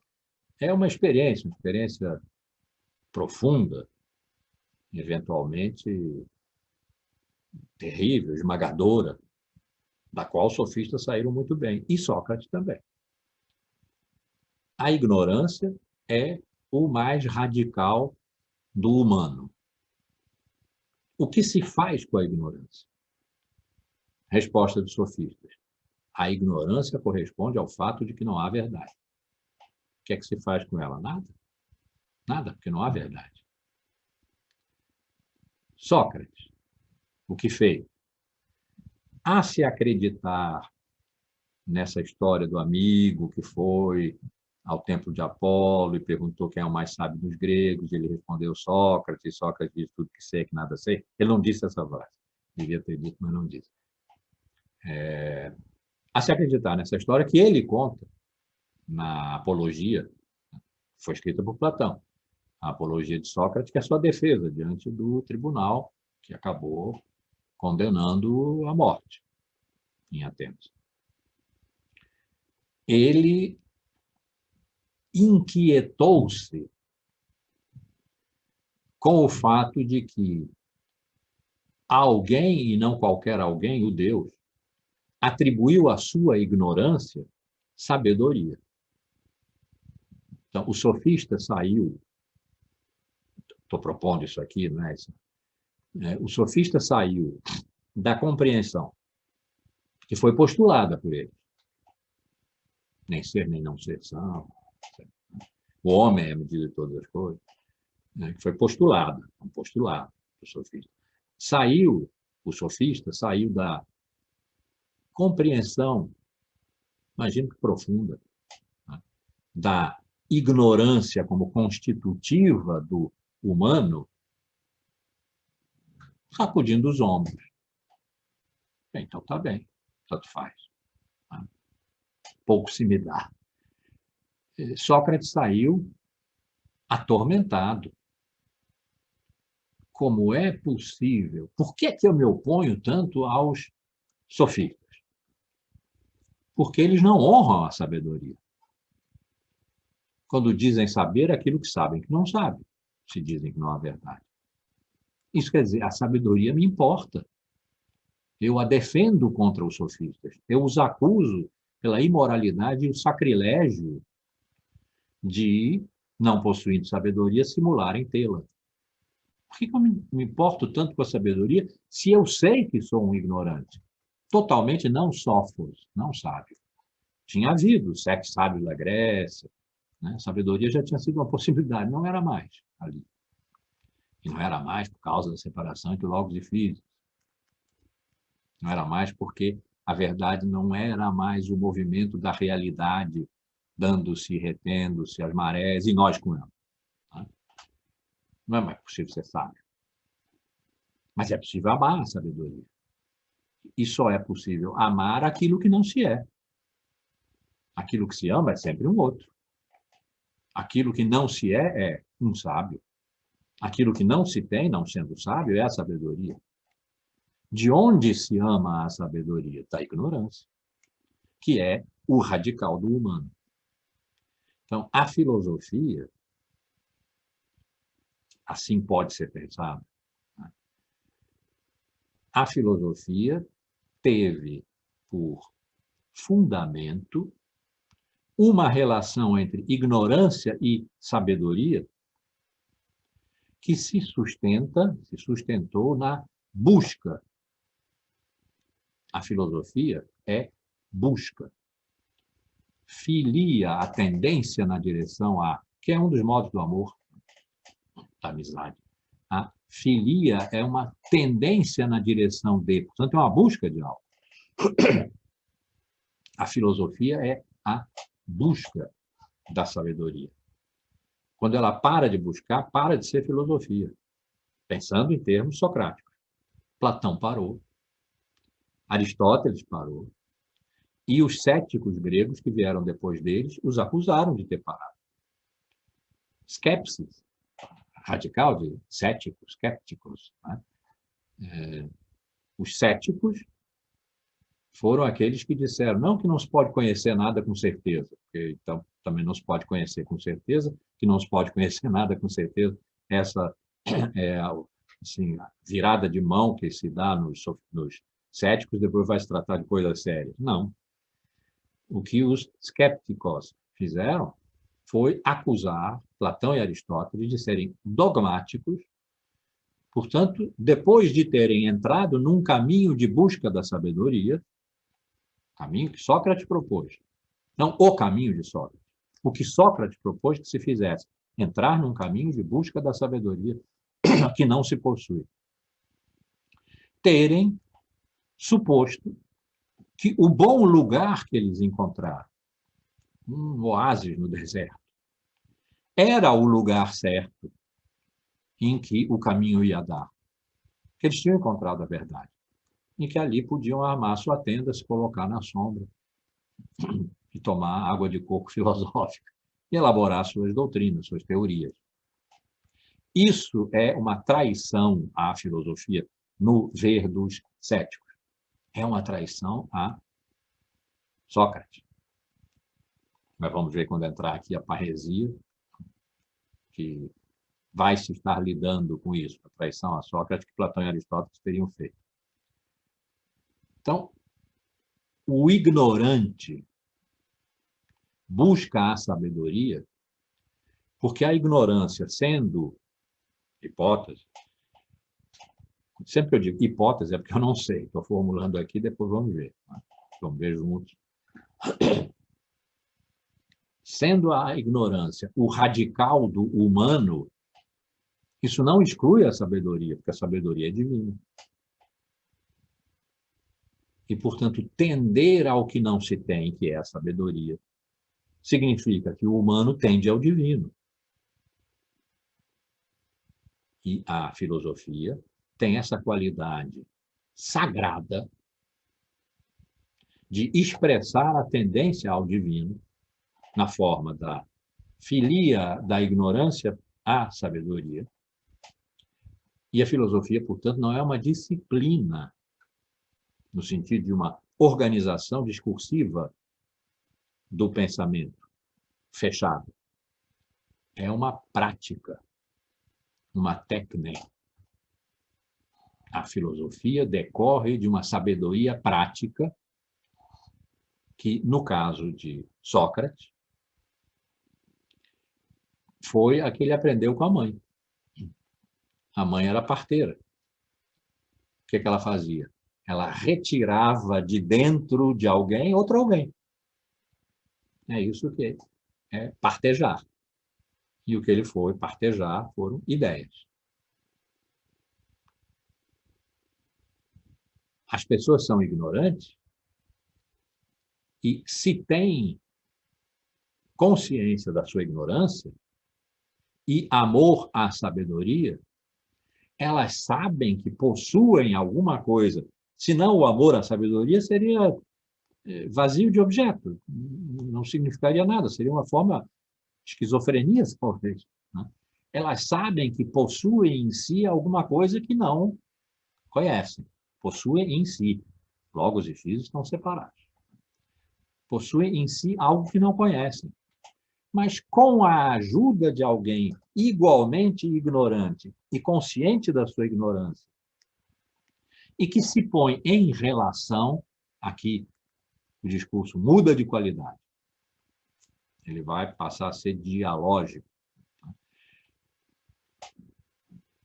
Posta em relação a essa pessoa que sabe que não sabe, e que se compadece dessa outra pessoa que sabe que não sabe, mas sente possuir em si alguma coisa que ela não consegue expressar, e que essa coisa é da natureza do sagrado, da amizade à sabedoria, não ao saber, conhecimento, ainda não. À sabedoria, ir ajudar. Não sabendo. Nesse caso, Sócrates não é uma parteira que sabe o que vem aí. É uma parteira que não sabe o que vem aí. Quando vier, vai reconhecer e vai verificar se uma ideia que foi retirada de dentro de alguém, trabalho de parto, é uma boa ideia. Se ela se sustenta, fica sobre os próprios pés. Se não ficar, é abandonada. Se ficar, é levada adiante, é educada, é feita crescer. E é aí que a busca vai progredindo, que a busca vai se dando. Nunca é definitiva, porque em relação a uma ideia que se sustentou bem, uma ideia forte, e que se pode pensar, bom, então essa é a verdade. O filósofo verdadeiro tem que perguntar a essa ideia a que ela veio, o que ela é. Uma pergunta, o que é você? O que é isto? É a pergunta obsessiva da filosofia. Devia ser. Era com Sócrates. Parece que ele vivia na Ágora perguntando, fazendo duas perguntas. O que é isso? Três, né? O que é isso? Conhece-te a ti mesmo e você tem cuidado de si? O que é isso é a pergunta da filosofia. Toti on. O que é essa coisa? Então, há uma ideia que foi partejada e demonstrou robustez suficiente para ficar mais ou menos como os bezerrinhos quando nascem, as pernas são moles, mas eles vão conseguindo ficar em pé. Né? Tem que se perguntar, e você quem é? Você, recém-chegado, quem é? O que é você? E de novo vai se fazer o trabalho de parto, e de novo, de novo, de novo, e não se vai chegar à sabedoria. Vai se chegar o mais perto que for possível. Mas só se chega à sabedoria, aí é pesado, pela morte. O corpo, disse Platão, que Sócrates diz, o corpo é o túmulo da alma. No fundo, é o corpo que impede a alma de ver com clareza e, portanto, poder pôr para fora, no trabalho de parto, aquilo que é. Porque o corpo é cheio de exigências, de paixões, a condenação das paixões, que a filosofia vai sustentar multimilenarmente, começa aí. As paixões, as demandas do corpo, da physis. O corpo é physis. Então, as demandas da physis, o corpo, os desejos, os medos, a sede, a fome, sexo, o frio, a necessidade de abrigo, de relação, tudo isso é physis. É, portanto, caótico, é demasiado, assalta a alma, que é logos. Isso já é Platão pensando, é Sócrates como se fosse Platão sendo Sócrates. Né? A teoria das ideias está bem pertinho disso. Mas, bom, é o que a gente tem, porque Sócrates não escreveu nada. E isso talvez tenha sido sua máxima sabedoria. O corpo, physis, assalta a alma, logos. Então, quando é que a verdade se mostra nua? Quando o corpo cessa de assaltar a alma. Esse é o momento em que o corpo deixa de ser corpo e vem a ser cadáver, que é o corpo sem alma. O corpo sem alma não é corpo. Não é mais corpo. Porque aí a physis está liquidada, morreu. Nesse momento, a alma compreende em si aquilo que ela sabe, mas do que era ignorante, enquanto vivia por aqui, entre as pessoas, nas relações sociais, políticas, ignorante daquilo que pode e do que sabe, precisando trabalhar sobre si, essa ideia do trabalho de si sobre si não vai aparecer aqui, trabalhando sobre si para diminuir em si a potência do falso, que vem do corpo, para encontrar em si, na alma, e permitir o parto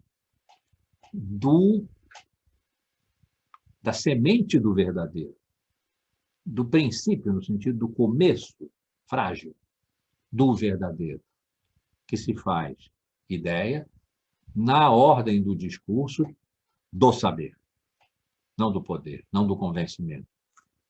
Por isso é que Sócrates, tantas vezes, a se acreditar em Platão. Tantas vezes disse, numa discussão com um sofista, um discípulo de sofistas, custam para convencer os ignorantes que acreditam que você sabe, as massas, as multidões. Você precisa de multidões ignorantes para poder desenvolver o seu discurso de poder. Aqui não. Eu só preciso do seu testemunho e você do meu, para procurarmos juntos o que não temos. A verdade sobre o que é justiça, sobre o que é coragem, sobre o que é educação, diversos diálogos de Platão que, presumivelmente, Sócrates teria tido ou andado por ali por perto. Só preciso de você. É aqui entre nós dois. Diálogo. Diálogos, logos, que passa entre dois.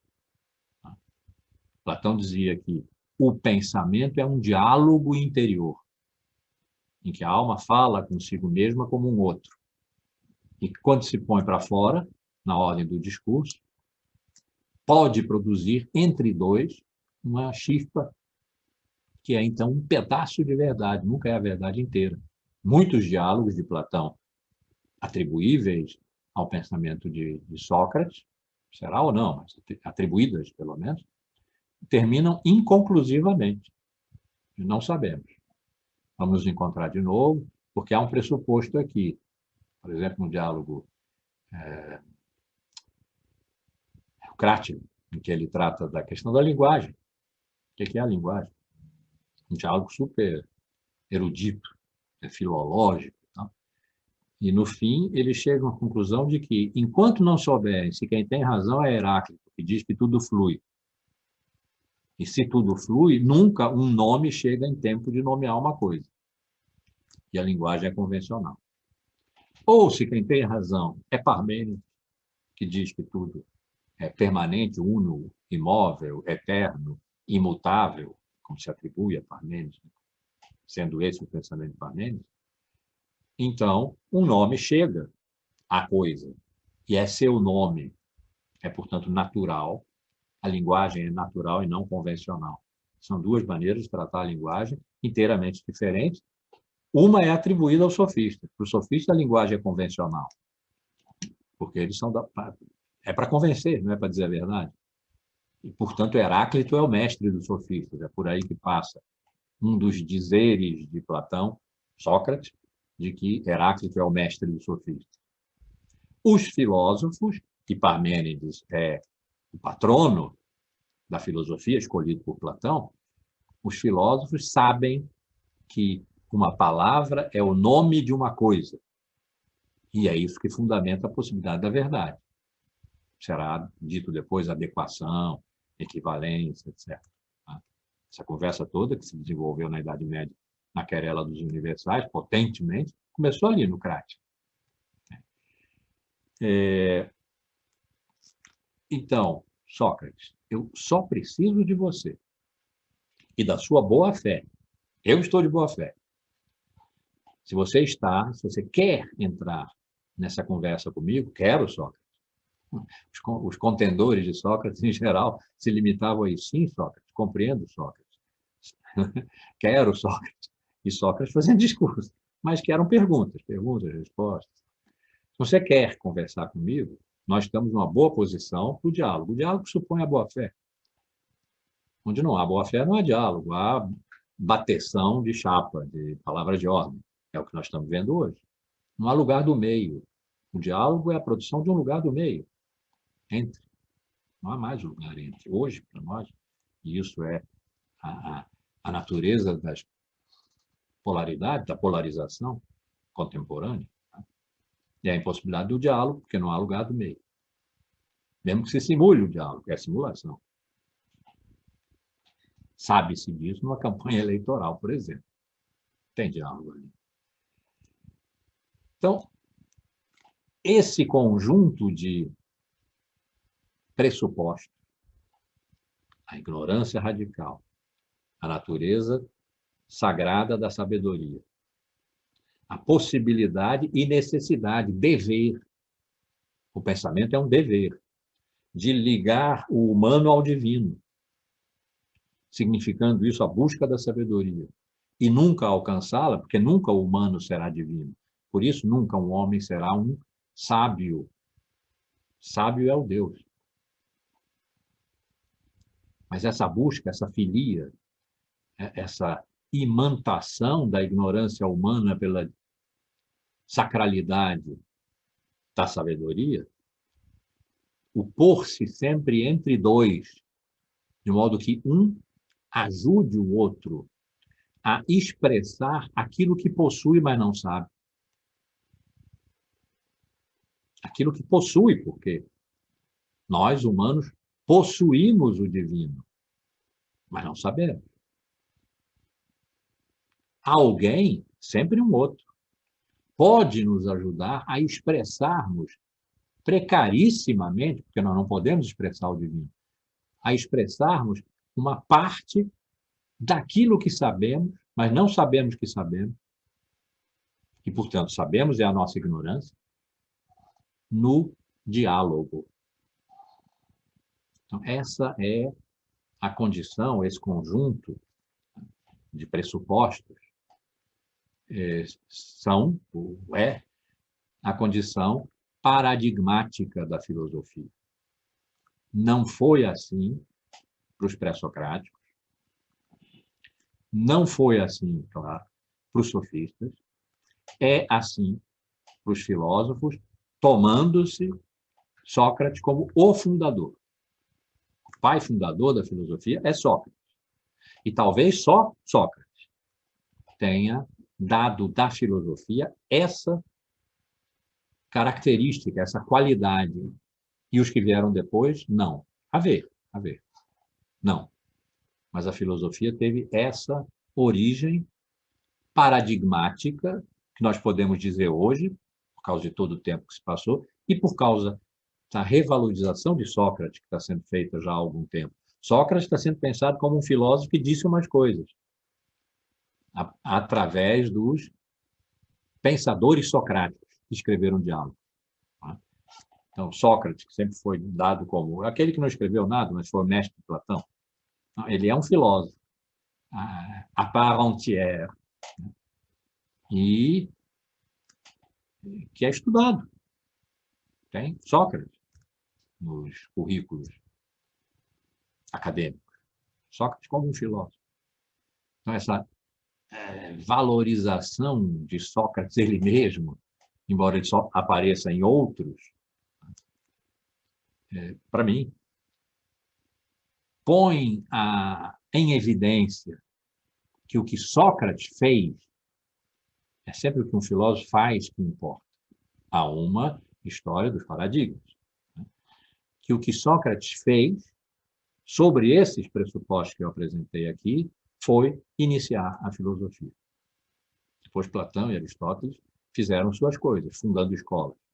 É também um fazer, cujas condições são tais e quais, vamos ver na próxima aula. Já agora começo a não ter muita esperança de chegar na parresia na próxima aula, que vou ter que falar de Platão e Aristóteles, que, enfim, não dá para despachar em meia hora. Mas quem sabe, fazer um esforço nesse sentido. E parresia, pronto, e voltamos para a nossa época. E como essa questão que eu estou colocando aqui, levei uma parte dessa aula para dizer, o nosso foco é aqui. Pode parecer que nós estamos andando numa história lá atrás, mas essa história lá atrás está toda sendo recortada. Tem outras coisas para os sofistas, e nos pré-socráticos, e nos filósofos. O que eu estou recortando é por causa daqui, é por causa de hoje. Né? Tem uma tesoura genealógica sendo usada aqui por causa de hoje. E nós precisamos chegar em hoje. Mas hoje é exatamente o grande problema. É onde nós nos enredamos. Ver claro em hoje não é uma evidência. O Gilberto sabe disso. Não é uma evidência. É preciso ter uma lupa de boa qualidade, de grau, para ter distância suficiente, proximidade suficiente, para nos ver hoje, sofrendo a ausência da verdade. Por isso o curso se chama Tristeza da Verdade. Mas nós vamos chegar, tranquilizem-se, nós vamos chegar aqui. O que provavelmente vai acontecer é que o próximo curso vai levar adiante essa chegada aqui, que ainda não foi feita, a não ser como um diagnóstico inicial, para poder dizer, o nosso foco é aqui, o imã é aqui. Tudo que eu estou fazendo é recortar para cá. Então, na próxima aula, vamos ver a filosofia tendo aparecido, o que ela fez com a sofística, no sentido de que os sofistas separaram logos de physis, colocaram physis como caos, deixaram o logos sozinho, empobrecido, portanto, em relação ao logos pré-socrático, só como linguagem, na ordem do discurso, que não possui a verdade. Aí é que os filósofos atuaram, essencialmente para dizer a verdade é possível, ela não é óbvia, ela dá trabalho. Para esse trabalho é que nós precisamos de métodos. Método é uma novidade. Será uma novidade. Para esse trabalho nós precisamos de método, quer dizer, de um labor cansativo. Conta-se de Aristóteles que ele estudava de noite, segurando na mão uma bola de cobre, eu acho, assim do lado do corpo, e embaixo tinha uma bacia de ferro. E quando o sono batia, a mão abria, a bola caía, fazia parará, e ele acordava e voltava ao estudo. Estou tomando isso como metáfora da dificuldade da filosofia.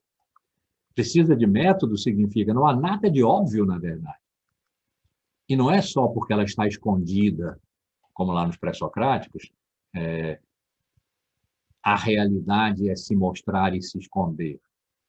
Porque para os pré-socráticos isso era a verdade, se mostrar e se esconder.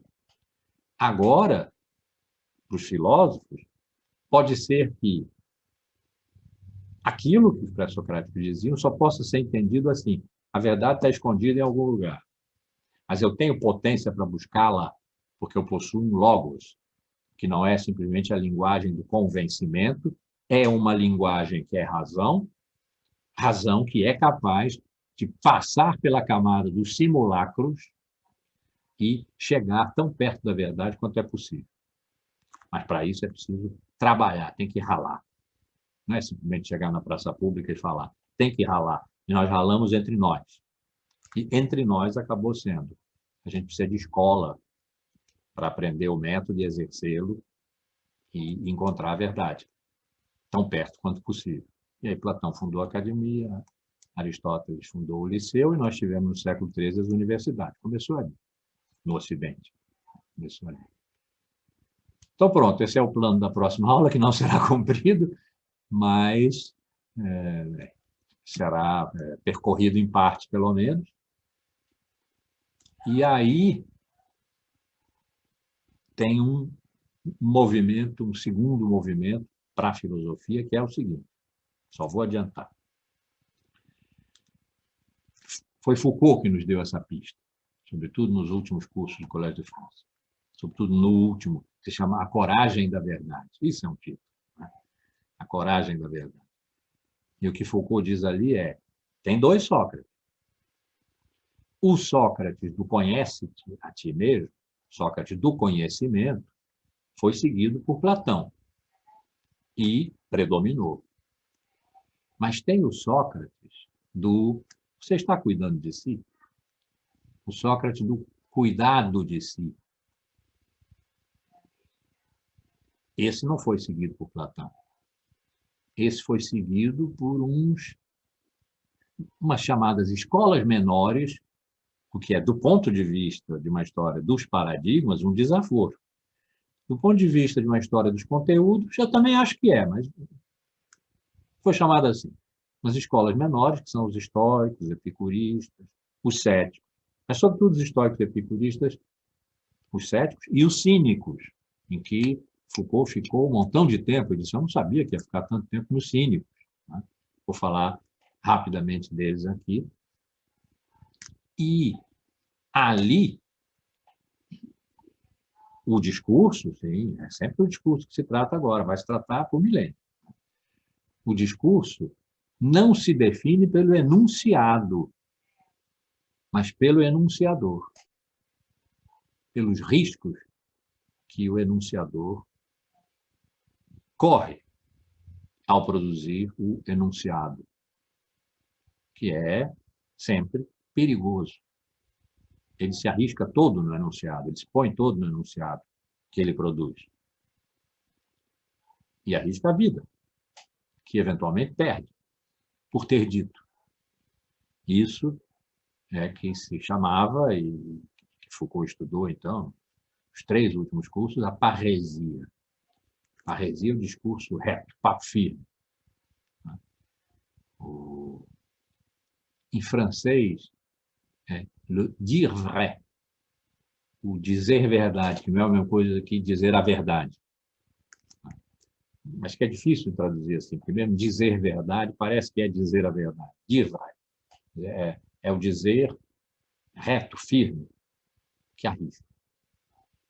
Essa é uma outra compreensão da verdade que não alimentou a grande história da filosofia. Platão, Aristóteles, as escolas platônicas e aristotélicas, neoplatônicas, neo-aristotélicas, a luta que depois no Renascimento se teve para derrotar Platão e derrotar Aristóteles e recuperar o Platão verdadeiro, enfim, tudo isso passou por outro lugar, por essas escolas menores, a parresia. E também pode ser alguma coisa que esteja em potência de aparecer de novo para nós. Então, a aletheia e a parresia, em que o discurso cujo conteúdo é a verdade, ou o discurso cujo conteúdo é o poder, sofistas e filósofos, não é a questão. Aletheia e parresia podem nos ajudar, pelo menos, a pensar não tanto o que é a verdade, ou o que ela pode ser quando deixa de ser aquilo que foi, mas o que ela pode fazer conosco na nossa relação com a natureza que nós destruímos e que agora nos mata. O que a verdade pode fazer conosco, se nós não a tomarmos de novo e de novo e de novo como um discurso sobre algo que está fora, que é seu objeto, que lhe objeta, que se opõe ao discurso, é onde a potência do erro aparece, e é por isso que o objeto se chama objeto, porque isso já foi visto. É em relação a isso que os pós-modernos primeiro e agora o enunciado da pós-verdade são pós. Esse modelo da filosofia, que de Platão em diante, mas não só, que de Platão em diante se estabeleceu gloriosamente, mas que talvez tenha de fato acabado, sem que isso signifique, 1, que a filosofia acabou, 2, que verdade não haja mais. Temos pelo menos essa da aletheia, que não foi submetida à prova do tempo, e essa da parresia, que ficou no limite das escolas menores e que, quem sabe, a gente possa trazer à flor da terra, ela está nos lençóis freáticos do pensamento. De novo, uma segunda pequena esperança. Esse é um percursozinho para a gente conseguir voltar para casa, aqui onde nós, hoje, sofremos, em vários sentidos. Mas podemos também nos alegrar com a esperança do pensamento. Talvez o pensamento seja hoje para nós uma esperança, não mais, ou não mais exclusivamente, ou não mais tanto, uma busca do oculto que não devia estar oculto e que a nossa razão tem o direito de, com violência, arrancar da sua ocultação. Foi assim que nós machucamos a natureza. Então, como esperança, quem sabe é pela esperança que a gente recupere a tensão da ignorância com a sabedoria e a relação entre o humano e o divino. Não tinha nada de teológico aqui, né? Do humano com o divino, uma dimensão, portanto, de transcendência, que é a questão do sentido, né? Que desapareceu no pensamento pós-moderno, que ainda estava em Foucault, que frequentemente é dado como um pós-estruturalista pós-moderno, né? Que ainda estava em Foucault. A relação, Foucault disse mais de uma vez, todo o meu trabalho foi uma busca de entender a relação entre sujeito e verdade. Claro, é abrupto e desconforme com o pensamento de Foucault dizer, bom, o que ele está dizendo aí é que ele está buscando a essência da relação do sujeito como sujeito de conhecimento e a verdade como objeto de conhecimento. Foucault não fez isso, em momento nenhum. Mas disse insistentemente, né, buscar entender a relação entre sujeito e verdade. E isso quer dizer, como o sujeito se constitui em relação ao que a verdade é e não é. Esses são, pelo menos, os últimos grandes estudos dele. Então, pronto, acho que temos aí matéria, esperança e entusiasmo. Entusiasmo está difícil, né? Mas não impossível. E entusiasmo, a palavra, vocês sabem, significa estar cheio de Deus. Esse tous aí é de Deus. Theos, genitivo, em é dentro, e o asmo é como em orgasmo, quer dizer, a explosão de Deus dentro de nós. Deus, os deuses, quer dizer, do que nós não somos, do que nos excede o divino, a transcendência, a busca do que está para além de nós, não num além, no além de nós. Essa busca caducou, mas eu estou propondo aí alguns caminhos, o da alétheia, o da parresia, o da sabedoria, não o saber, não o conhecimento, a ciência se encarregou disso, ciências técnicas, é da sabedoria, e que por aí a gente possa encontrar caminho. E, como disse Antônio Machado, grande poeta espanhol, e que todo mundo já sabe de cor também, caminante no hay camino, el camino se hace al caminar. E é caminhando assim que a gente vai caminhando e cantando e seguindo a canção. Um dia isso aqui não acaba. Vamos tocar adiante. Bom, acabamos.